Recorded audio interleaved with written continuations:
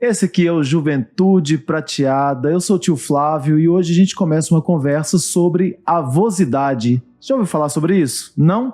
Nós vamos falar hoje com a jornalista Natália Dornelas, que vai nos explicar esse conceito e vai falar sobre longevidade, sobre envelhecimento e outras coisinhas mais. Então, para receber agora no nosso estúdio, agradeço já a presença da Natália, que vai aqui conversar com a gente sobre esse assunto tão gostoso, que é envelhecer, né, Natália? Tudo bem com você? Tudo ótimo, adorei que você falou que é um assunto gostoso, né? Porque para muita gente ainda é um assunto espinhoso, mas a gente tá aí para isso. Exatamente, e é para ter outros olhares também sobre o envelhecimento, né? Claro. Porque a gente fala, a filosofia fala, a medicina fala, muita gente que não sabe nada fala, né?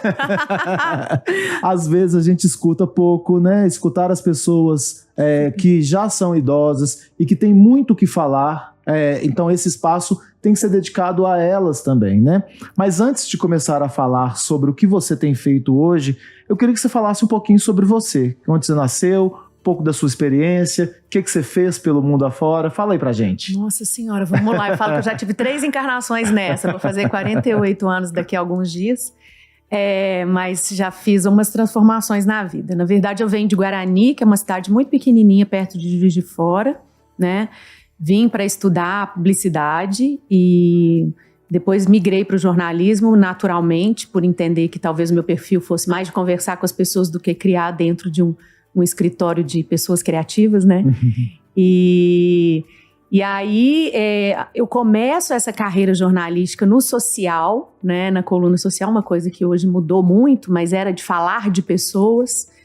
E depois eu vou para a moda, percebendo que Belo Horizonte tinha uma potência muito grande, né? Personagens, marcas e que não havia uma mídia especializada, né? Somente no estado de Minas, mas não tinha nos outros veículos esse olhar. Então começo a cobrir a moda e fico na moda por uns 15 anos. Nossa! Você inventou moda naquela época? Nossa, eu fazia coisas muito legais, assim, né? O jornal Você é criativa. Tempo. Sou, e o jornal me permitia, eu trabalhei, né, no Tempo e no Pampulha, o jornal me permitia coisas muito diferentes. Então, assim, eu lembro que um dia eu falei, eu queria que meu caderno fosse todo tatuado.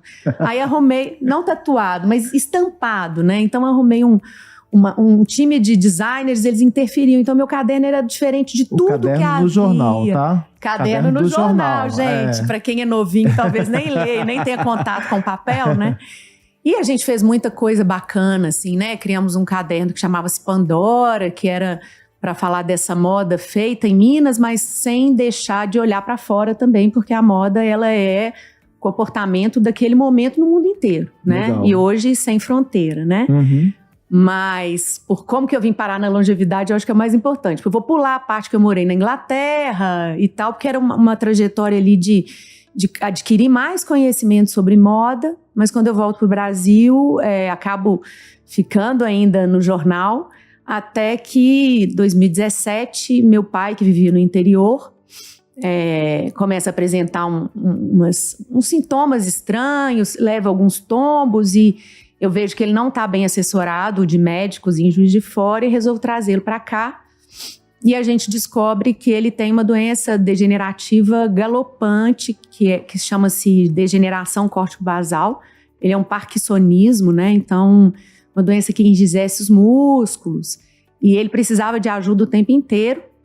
E eu falei, gente, eu acho que o melhor lugar para o meu pai agora é aqui comigo, né? Uhum. É a roda da vida. Ele tanto cuidou de mim, agora é minha hora de cuidar. Você é filha única? Eu tenho um irmão, mas meu irmão tem família, né? Eu sou eu, assim como você, livre no mundo, né? Para o bem e para o mal. E todas as condições têm o seu lado, né, positivo e negativo. E aí eu tinha essa liberdade de cuidar dele esse tempo e eu vinha também questionando a moda. Não que eu não goste mais, né? A moda tá em tudo que eu faço, porque o meu olhar é o olhar de uma pessoa que trabalhou 15 anos com moda. Mas não fazia mais sentido para mim contar que a nova coleção tinha saltos altos e finos, se tem um bando de blogueira fazendo isso, mostrando aquilo na prática, né? Enfim, aquele assunto para mim, o dia a dia da moda passou a não ser tão interessante. Eu não ia trabalhar com a mesma alegria. E para eu trabalhar, eu preciso de paixão pelo aquilo que eu tô fazendo, né? E aí, nessa história de cuidar do pai, eu comecei a frequentar alguns lugares de idosos para levá-lo. Então, eu levava ele na aula de inglês, que a gente começou a trabalhar muito a qualidade de vida dele naquele momento curto que ele teria, porque o prognóstico é de 6 anos. Ele gostava dessas coisas? Amava. Meu pai, assim, de um dentista do interior, que levava aquela vida bem pacata, né? O máximo que ele fazia era frequentar o banco para tirar um dinheiro, né? O melhor amigo era o gerente. De repente eu trago ele para Belo Horizonte e ele naquela condição, ele entende que ele precisa realmente aproveitar o tempo que resta, né? Então a gente ia ao cinema 3 horas da tarde, numa terça-feira qualquer, né? A gente conseguiu fazer daquele limão, assim, uma mousse maravilhosa. E aí eu fui deixando a moda e comecei instintivamente a escrever sobre a condição do meu pai e o meu cuidado com ele. E fui me apaixonando pelo retorno das pessoas. Eu sou uma leonina, então eu adoro que as pessoas me contem o que elas estão achando do meu trabalho, né? Só curiosidade, de quando? 28 de julho. Ah, eu sou 3 de agosto. Olha aí, os leoninos são tudo de bom. E são generosos, né? Pelo trabalho que você faz, a gente entende que tem um leonino ali. Mas eu fui realmente mergulhando ali, comecei a escrever. Foi a forma que eu encontrei para lidar com a perda do pai, né? Porque eu ia perdendo ele todos os dias. E aí eu comecei a escrever daquilo, criei um perfil que chamava-se A Mãe do Pai. Aí de repente sou chamada para fazer palestra em São Paulo sobre isso. Uma pessoa me propõe, vamos fazer um livro? Eu falei, gente, esse assunto tá interessante. Só que meu pai, que era o muso, a razão de ser daquilo tudo, faleceu muito rapidamente. Ele morreu em 2019, então eu fiquei quase 2 anos no máximo cuidando dele, né? E aí veio a pandemia, né? Antes da pandemia, com ele, você já conversava sobre finitude? Olha, era bem difícil. Meu pai era muito fechado.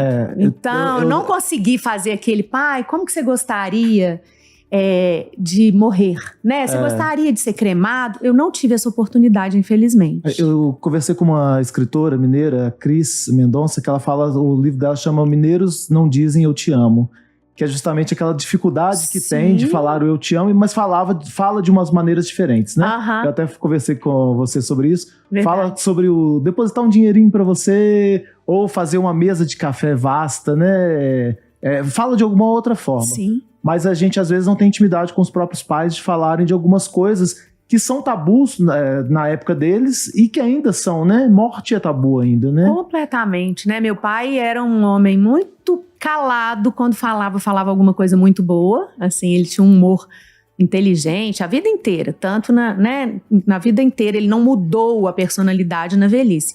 Mas eu acho que ele liberou algumas coisas, assim, né? Então, ele era um homem que só andava de branco porque era dentista. Então, eu me lembro de eu colocar... ajudar as pessoas que trabalhavam lá em casa a colocar a meia dele na gaveta, só tinha branco. E aí, quando ele ficou doente, eu trouxe ele pra minha vida, que sou colorida e maximalista, eu falei, vamos colorir a vida dele? Um dia eu falei, pai, vou comprar um moletom preto com capuz, você usaria? Claro, ele amava. Então, vamos comprar meia colorida. Comprava meia colorida para trazer essa alegria, porque eu acho que a cor, ela, né, eu acredito na potência da cromoterapia, ainda que não seja num tratamento, né, específico, ainda que seja ali no vestuário, né? E aí a gente foi colorindo e ele foi... A gente curtia muito a vida, assim, aquele resto de vida, né? Mas eu não consegui tratar desse assunto. E nem ele deu abertura também para isso, né? Não. Ele, por exemplo, apesar de um homem super esclarecido, ele não dizia da doença. Ele estava comigo no dia do diagnóstico, né? E ele não tinha um problema cognitivo. O problema dele era mais muscular, né? Então, assim, a cabeça funcionava plenamente. Mas as minhas amigas iam visitá-lo no residencial de idosos, onde ele viveu por um tempo, e falava, e o senhor Adelair, tá tudo bem? Ele falava, o médico falou que daqui a pouco esse dedo melhora e já vai ficar bom. Ele não dizia, né, que ele sabia que tinha uma doença degenerativa, uma degenerativa progressiva. Então, falar de morte ali era um lugar difícil, não é bom nem forçar, né, essas coisas. Porque era o espaço dele, né, que ele delimitou, e que se ele desse abertura, você podia ir numa boa, mas não era o caso. Não. Agora, por que a mãe do pai? Então, não é uma questão da gente transformar o idoso numa criança, não é sobre isso, né? Mas é de realmente transferir as funções, né? Assim, a vida inteira ele cuidou de mim. E cuidou de mim até outro dia, né? Como eu te disse. O jeito dele de dizer que amava era pôr um dinheirinho na conta ou mandar por Sedex, apesar de eu ter uma Araújo do lado, Almexandre Araújo. Não, mas na verdade todo mundo tem uma do lado. Hoje não tem mais salvação, não. Ela e o BH não tem como. Por aí. Apesar de tudo isso, de ele saber que eu morava numa cidade que tinha muito mais acesso a medicamentos e tal, às vezes ele mandava remédio de gripe pelo Sedex, né? Com aquela letrinha dele, eu falava, olha meu pai, era o jeito dele, tenho certeza que era assim que ele dizia, né? Mas no fim da vida ele começou a mandar beijo e dava beijo assim, quando chegava e falava assim, te amo, mas foi muito difícil, acho que ele precisou viver 80 anos para falar eu te amo. Nossa, que legal essa história, porque ela conversa com muita gente. Muitas pessoas que passam por isso. Você lida hoje com isso, você sabe muito bem. Tem muita gente que passa por isso com os pais, que fala, nossa, eu nunca tive proximidade com meu pai para poder falar a ele eu te amo, ou ouvir dele eu te amo. E às vezes com o homem é mais difícil, nossa, né? Muito mais. Então com a mãe às vezes já tinha essa proximidade.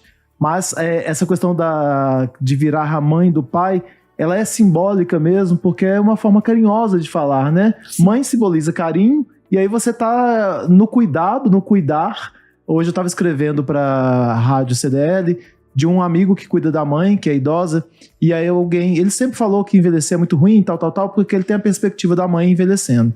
E aí ele foi numa festa e um amigo falou assim, nossa, que privilégio você tem de cuidar da mãe. É o que eu falo. E olha que coisa, né? Porque a gente não vê assim, a gente vê como não tendo, fardo. A gente vê como fardo. Né? Sim. É lógico, cansa, a gente tem as culpas, né? Tem várias questões. Nossa Senhora. Mas tem essa questão do privilégio de estar ali com alguém e cuidar. É muito amoroso, né? É engraçado que eu tenho uma coluna que de tempos em tempos me lembra que ela existe, né? Com crises de dor.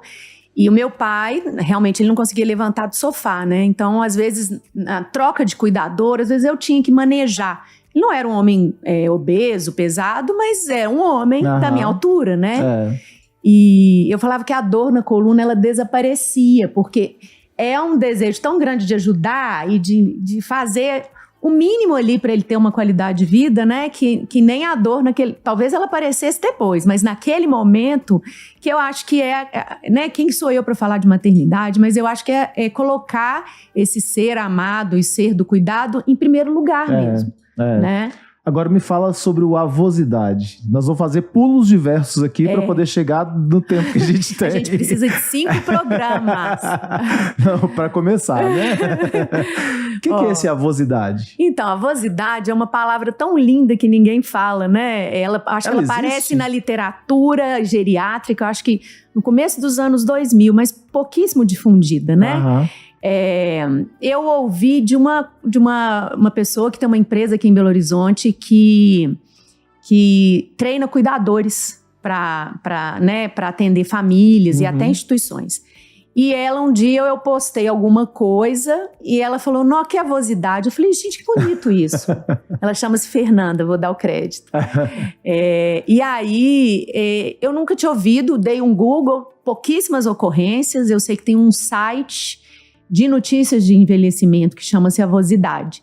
Mas eu acho que na minha história colou muito, porque o que aconteceu? Na pandemia, pós-morte do pai, eu ali apaixonada pela velhice, mas num lugar de não tem como lançar nada, fazer nada, eu criei um projeto que chamava-se Conversa de Vó, que eram as lives, né, que eu fazia com mulheres, na maioria mulheres, eu fiz só 3 homens para 45 mulheres, com o recorte 80+, porque eu gosto de trazer a luz pro velho, porque as pessoas de 60, gente, nem velho desculpa aí. Elas podem chamá-las de idosas, mas assim, não são... Né? São garotos, tem uns que dão um banho em mim. Então, assim, eu queria jogar a luz sobre... Eu acho, na verdade, eu tenho uma frase que é assim... uma mãe e 2 avós não foram suficientes para mim. sabe? Eu acho que eu queria ter 700 avós, 800 mães. Aí você vai buscando as avós dos outros. Então, eu falo que o meu trabalho tem a ver com as minhas paixões e desejos, né? Então, assim, eu acho que eu fui procurando avós. E aí, na pandemia, eu ia encontrando algumas avós via Instagram, que eu sou uma jornalista, então eu fuço, né? Assim como também recebi dos próprios netos. Olha, eu tenho uma avó muito especial, que ela tem uma história de vida tal. E aí eu ia conhecendo essas famílias e criei esse projeto. Foi um projeto bem bacana, né? Teve até um patrocínio, ou seja, a indústria, né? O segundo setor entendeu a importância de falar desse cuidado, desse carinho, até porque os velhos eram, na verdade, os mais vulneráveis na pandemia, né?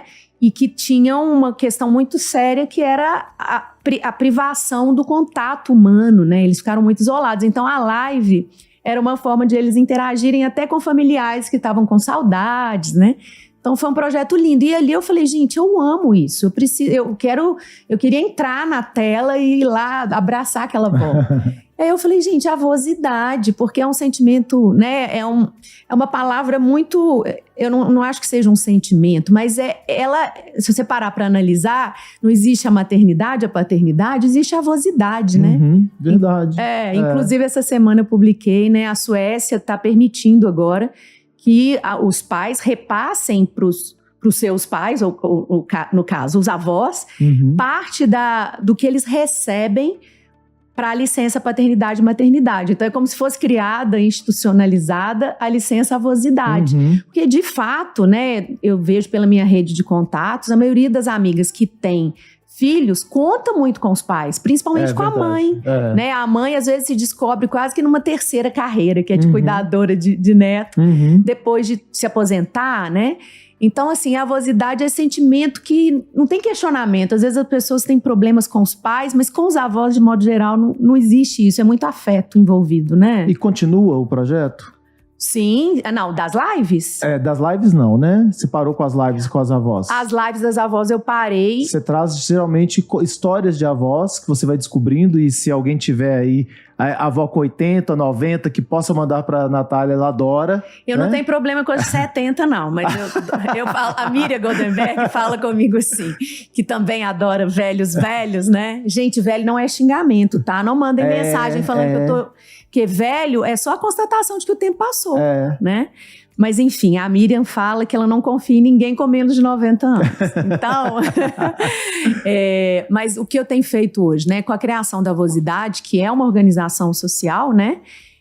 O intuito é realmente trabalhar o letramento para a gente quebrar o preconceito através da fala e do texto, né? Os movimentos negros, indígenas, todos estão trabalhando o letramento. E a velhice que está aí no nosso dia a dia, ninguém quer tratar disso. Não, vamos tratar disso, gente. Se a velhice é um destino a que todos queremos chegar, vamos descobrir, vamos fazer um guia do que a gente precisa carregar na mochila para chegar lá, né? Vamos lidar com as coisas. E aí, o que eu tenho feito, né, na Avosidade é o letramento mesmo. Então, boa parte do meu trabalho, desde que eu fundei, né, a organização, é através das redes sociais, aproveitar da minha expertise em comunicação para trazer essa mensagem para as pessoas pensarem. Mas agora, no segundo semestre, a gente já começa com ações mais offline, digamos, porque todo o trabalho até então tem sido nesse lugar da internet, que é onde eu consigo chegar nas pessoas, né? Ótimo. Daí você tem que ir mais em empresas também para poder falar para as pessoas, as que estão prestes a aposentar e não, porque quando a gente fala de avosidade, quando a gente fala de envelhecimento, a gente não está falando com os 60, com os 70, a gente está falando com os 18, todos com os 15, envelhecemos todos, né? Os dias, até os bebês, né, gente? Uai, e que a gente possa aprender a envelhecer também, né? E o aprender a envelhecer não é simplesmente pensar o tempo todo que a vida tem fim. A gente já sabe disso. Nossa, mas pensar que a vida está aqui, né? Eu acho que a gente tem que descobrir que a vida está aqui. Porque tem gente que fica... E eu tenho que me cuidar muito em relação a isso mesmo, né? Eu tô com 51, faço agora em agosto. A gente vai pensando, poxa, tá chegando a minha idade, quer dizer, a minha idade tá avançando, né? Eu já vou começar a perder alguns movimentos, a ter alguma dependência. Isso até é uma autossabotagem que a gente vai criando. Por quê? Porque a gente vai sofrendo uma dor que nem existe ainda, né? Então é melhor começar a viver aquilo que a gente tem e aprender a viver, não sei se a gente pode falar aprender a viver, mas descobrir como se vive, o que é bom, né? Eu falo que meu irmão, que mora em Santa Luzia, para ele o bom é não sair de lá. Para mim é ir pro mundo. Então cada um vive de uma maneira diferente e tem o seu valor, né? Com certeza. Agora me fala, as avós de hoje em dia, elas têm um perfil diferente. Você já falou aí, né? 60 anos já não é mais o que era 60 anos na época que eu era criança, né? Quando eu era criança, as pessoas de 50 estavam próximas da morte, porque era o ciclo da vida daquela época. Como é que é o perfil dos avós e dos netos hoje? Você acha que o afeto está mais distante? Porque a gente lembra muito das avós nossas, aquela em casa fazendo um docinho, com um filtro de barro, com, sei lá, a rádio Tatiaia ligada. Com um paninho no sofá, que eu amo. Casa afetiva, né? Aí mudou o perfil das avós de hoje. As avós são novas, né? De 60 anos, levam seus netos ao cinema, vão com eles para festas. Como é que é hoje? Olha, eu acho que vó é tudo igual, assim como mãe é tudo igual. Só muda o look, sabe? Assim, talvez a minha avó e as avós do interior, as avós que hoje têm 90, elas são aquelas avós de vestido de tecido feito pela costureira com botõezinhos e estampa de flor, que eu amo, aliás. E hoje a avó é mais contemporânea, usa kaftan, usa, né, legging. Mas eu acho que o amor, ele não tem nada a ver com isso, sabe? Ele é o mesmo. Eu tenho uma irmã de alma, que é a Adriana. A Adriana tem 56, talvez. E ela tem 2 netinhos gêmeos. E a Adriana é modernésima, trabalha todos os dias. Mas a paixão, a dedicação, por exemplo, de ir para ela arrasada de cansaço, porque trabalha muito. Num domingo de manhã, acordar para ir para a cozinha, para fazer um almoço na casa dela, para receber esses netos, é o mesmo da minha avó lá em 82, recebendo a gente no almoço, sabe? Eu acho que mudou a imagem, talvez a casa da avó contemporânea não tem os elementos que nos remetem à nossa avó, que é esse filtro de barro, que é essa mesinha da Itatiaia vermelha, né? Sabe? Isso. Mas aí talvez a casa dela tenha uma pegada industrial, seja um loft, mas o sentimento, eu acho que ele é mesmíssimo. É o que tem de humano nisso tudo. Né? A gente vai vendo muitas vezes que os filhos, com essa ausência dos pais em casa, muitas vezes eles têm uma ligação até maior com as avós que estão em casa do que com os pais que estão trabalhando, né? Sim. Há avós que trabalham o dia todo, há avós que já estão em casa tomando conta dos filhos, que tem crescido bastante isso. Mas eu acho que esse afeto realmente conta. E ele não tem nada a ver com a época, sabe? Pode ser, né, enfim, dos anos 80, na atualidade, eu acho que é esse amor que eu tô lendo um livro, eu sei que não é pra indicar ainda. Não é, já é. Eu tô lendo um já livro. Estamos na hora das indicações. Então, ótimo. Tô lendo um livro da Djamila Ribeiro, em que ela escreve cartas pra avó dela. Eu amo aquele livro. Né? Que Nossa. É lindo isso, porque ela amou essa avó, talvez a avó seja a maior referência, mais do que a mãe, apesar de admirar a mãe, né? E a avó partiu muito cedo, como a minha partiu, como muitos de nós perdemos os avós, né? Porque no século passado as pessoas viviam 45 anos, agora elas vivem 76, falando de Brasil, né? Enfim. E falando de média. A minha mãe tá com 88, ela falou da média, ela falou, passei da média. Não, eu tenho uma amiga de 105, gente, totalmente fora da média. Essa você confia, que tá acima de 90, né? Nossa, eu confio demais na dona Zilda, plena. Mas, então a Djamila... Cartas pra avó, ela vai conversando com a avó e contando pra avó a vida dela depois que a avó partiu, como se ela fosse, né, atualizar a avó, né? E aí você percebe ali esse afeto que ela tem. A gente percebe, inclusive existem muitas pessoas, quando a pessoa é mais delicada, a gente brinca, é criado por vó. Não é? Exatamente. E muitas pessoas foram mesmo, porque a mãe talvez tenha tido que sair para trabalhar, a avó já é de uma geração que não saía para trabalhar, trabalhava loucamente, mas em casa. Exatamente. Então essa avó, além de tudo que ela fazia os cuidados desse neto, né? Que era meio que um filho. Quantas histórias a gente ouve? Eu fui criado pela minha avó. Isso é tão gostoso, né? Escrever cartas para a avó, aquilo que a gente não conseguiu falar, ou aqueles sentimentos que hoje a gente já consegue processar. Nossa, é lindo. Mas, pra gente encerrar, o livro já foi dito, era esse mesmo? Pode ser. Qual filme você pode indicar pra gente? Então, tem um filme delicioso sobre essa questão que eu acho que muitas pessoas da nossa geração, estou quase 48, você 50 e poucos, que fala dessa história da gente... Gente, perdi o negócio. O filme saiu da cabeça? O filme, lembrei. Que fala da dificuldade que o filho tem, às vezes, de começar a fazer a gestão dos cuidados com o pai. O pai começa a ter algum tipo de demência e o filho quer... trazer um cuidador, trazer um elemento para dentro daquela casa que vá dar mais saúde e tranquilidade para esse idoso, e ele rejeita.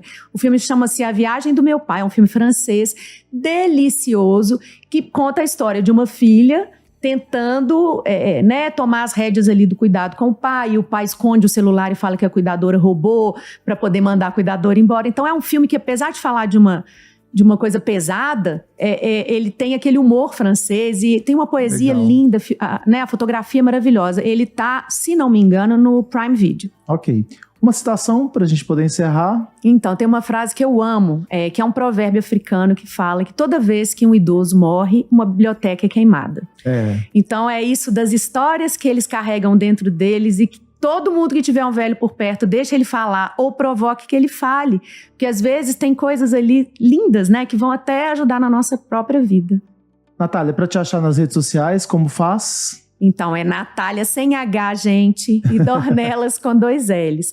Ou Avosidade, né? Eu tenho outro perfil também que é somos.avosidade. Bom, a gente encerra esse papo que é o início de uma série. Exatamente. Agradecendo a Natália pela participação aqui hoje do Juventude Prateada e deixando as portas abertas para a gente poder falar desse assunto que não tem fim. Nossa, né? Verdade. Não tem fim, igual o amor de vó. Exatamente. Gente, Obrigada. Então, até o próximo programa, até o próximo episódio.